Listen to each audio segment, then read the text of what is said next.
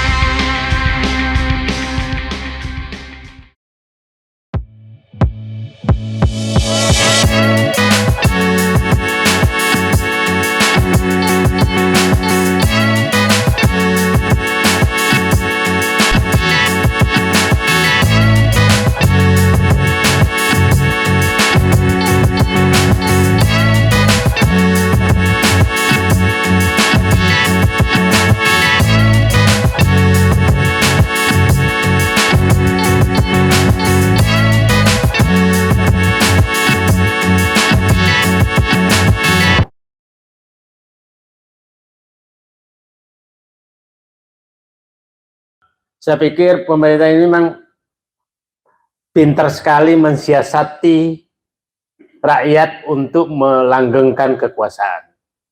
Siasatnya begini, mereka paham betul bahwa hampir semua lembaga negara itu diisi oleh keinginan politik.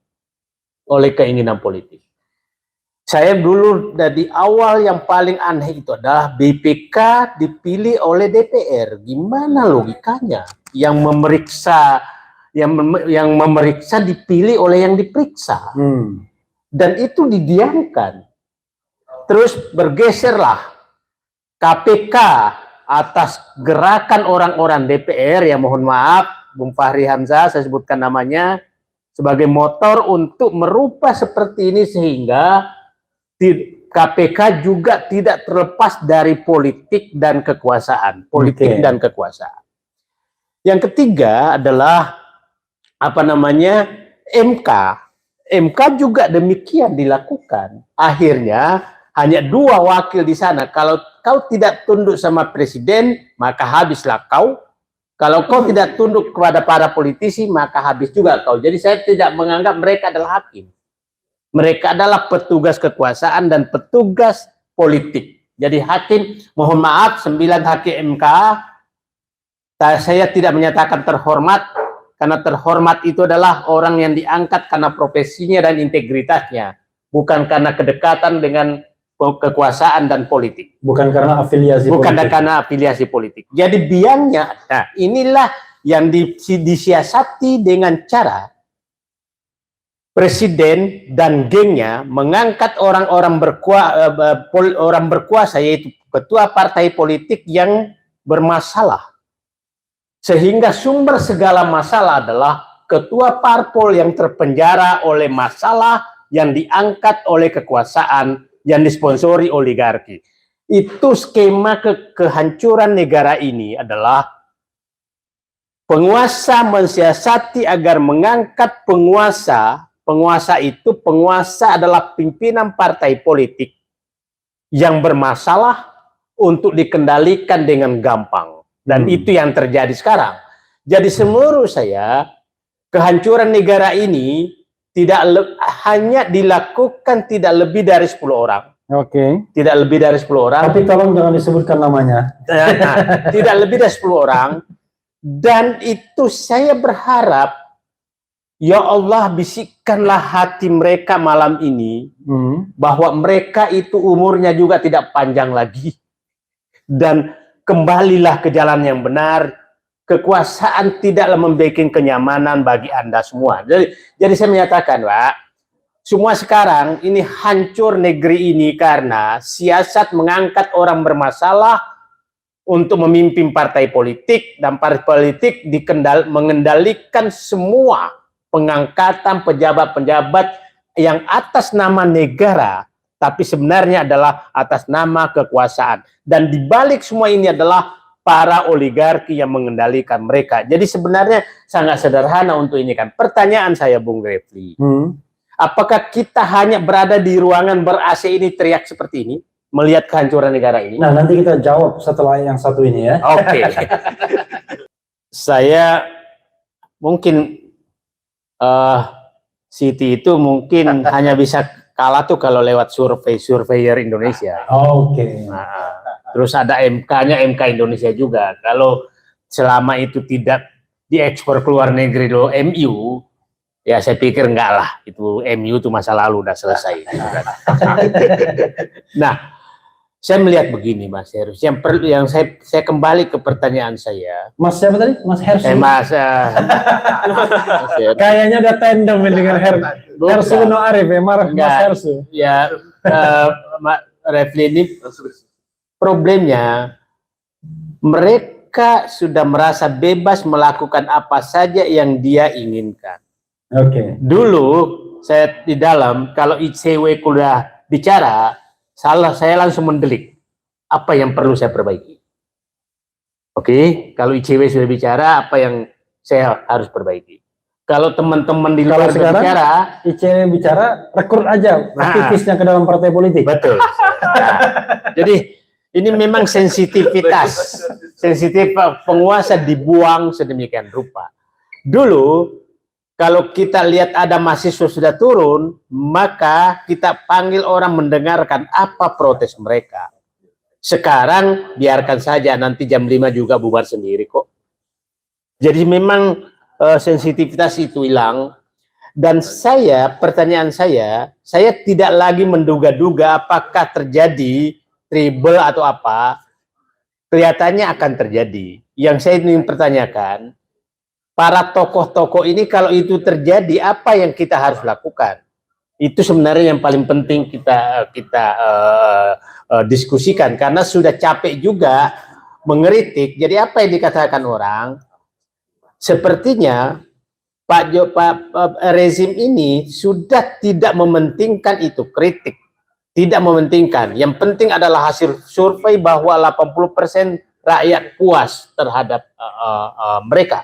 Itu di survei, tapi kalau di polling RH yang puas cuma 11%. Nah, tapi kan dia bilang RH masa bodoh, emang gue pikirin katanya kan, kira-kira begitu. Jadi walaupun polling RH diikuti lebih dari 100.000.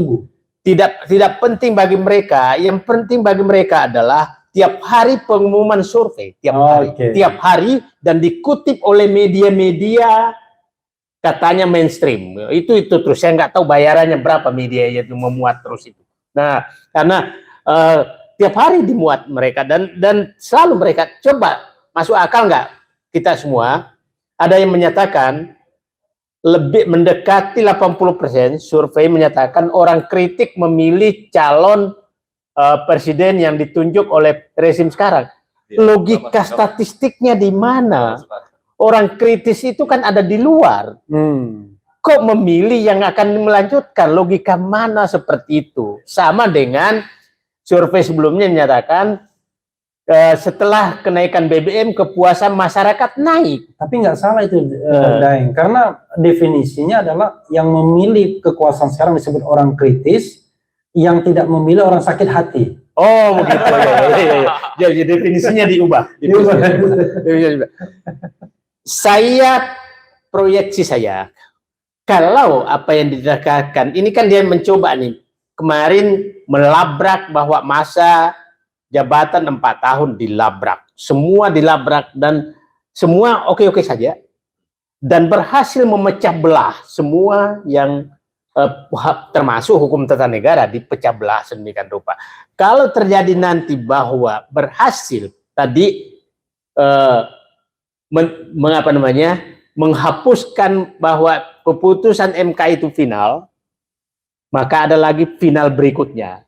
Nah, ini sama dengan PK, boleh di PK. Itu kan logika saya sebagai orang engineer, gimana logikanya? PK boleh di PK. Ini keputusan MK, boleh ada keputusan yang berbeda. Nah, kalau itu terjadi, maka saya punya keyakinan bahwa gugatan, kan ini masih Oktober nih, pemilihan Wapres nih. Masih Oktober, ya, pendaftaran wakil presiden. Maka kalau keluar putusan MK bahwa menyatakan bahwa pengertian 40 tahun di Undang-Undang Dasar 45 itu bisa ditambahkan bahwa berpengalaman bisa diabaikan, kemungkinan besar itu terjadi. Pertanyaan saya bukan itu, kalau itu terjadi saya peluangnya kemungkinan terjadi. Sekarang kalau itu terjadi, apa yang kita lakukan? Itu yang paling ada di pikiran saya sekarang. Saya sih berharap bahwa masih ada pihak-pihak. Saya kemarin agak gembira membaca tulisan Pangdam Siliwangi, Kunto Ariwibowo. Ternyata masih ada yang memperhatikan negara, bukan kekuasaan. Nah, saya mudah-mudahan masih ada di pihak seperti itu, dan juga tokoh-tokoh lain. Saya melakukan hal yang sama. Saya kemarin menghimbau Pak SBY pas keluar mentionnya, saya menyatakan Pak SBY, Pak JK, Pak Amin Rais, bapak-bapak dan ibu-ibu semua berkumpullah menyelamatkan negeri ini. Problemnya tokoh-tokoh kita ini selalu ada problem psikologis di antara mereka. Kenapa dia yang mengkoordinasi saya? Kenapa dia mengkooptasi saya? Saya lihat, hilangkan semua dinding-dinding itu untuk sementara.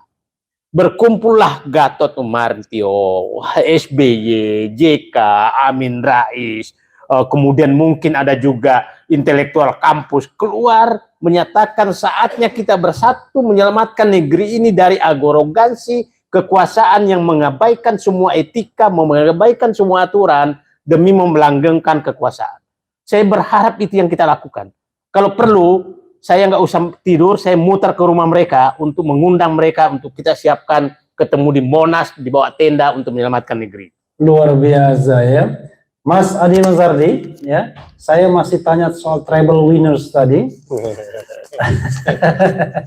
dan juga apa yang Anda amati ya. Sepertinya ada sebuah paradoks yang mengatakan bahwa kekuasaan hari ini nggak kuat-kuat amat sesungguhnya, ya kan? Tapi kok semua lembaga negara tunduk, oposisi mati. Apa yang terjadi sesungguhnya? Bahkan Mahkamah Konstitusi yang kita harapkan sebagai penjaga konstitusi dan pengkoreksi dari tirani mayoritas di DPR misalnya, ternyata terkooptasi juga. Paling tidak begitu observasi kita. Silakan Mas Adi.